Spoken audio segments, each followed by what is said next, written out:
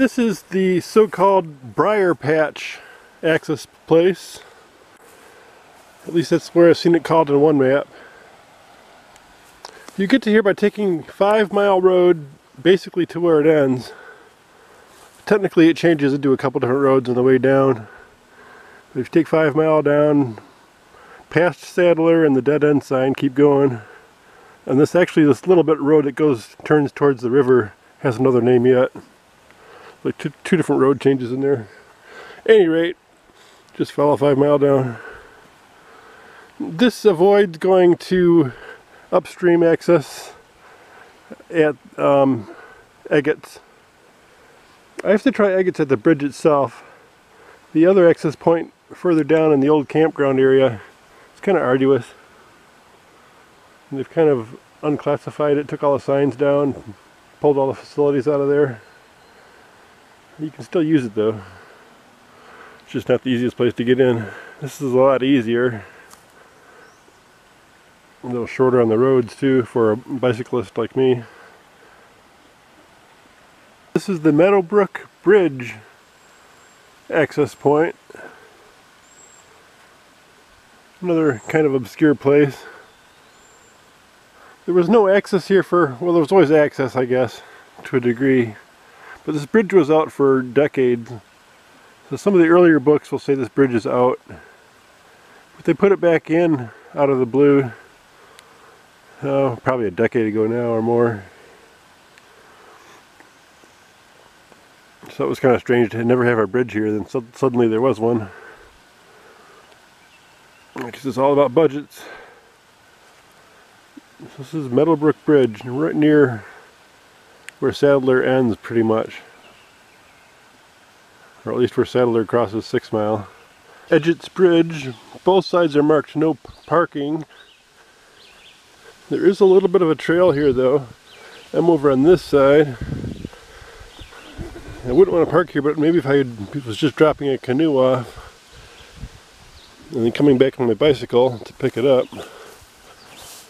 So this might be a good enough place for a pickup and drop off a canoe. Let's see what I would be in for if I followed the trail.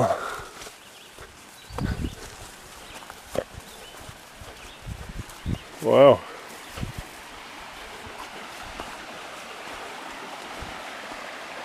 Well, actually, it's pretty easy access here compared to the other access. This wouldn't be that bad. Yeah, actually not a bad place to launch a canoe at all. Alright. So the only real problem here is no parking. Otherwise the access is pretty good. Don't step in the pothole.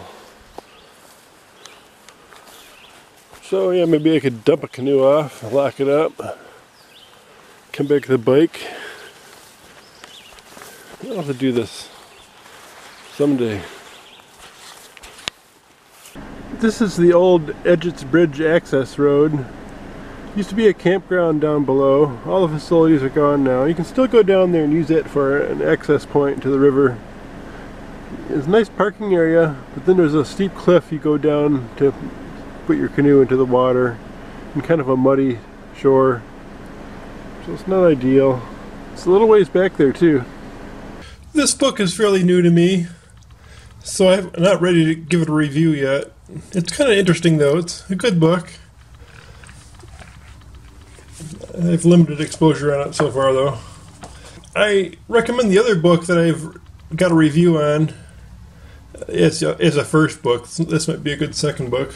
Yeah, might be a good alternative book, I guess.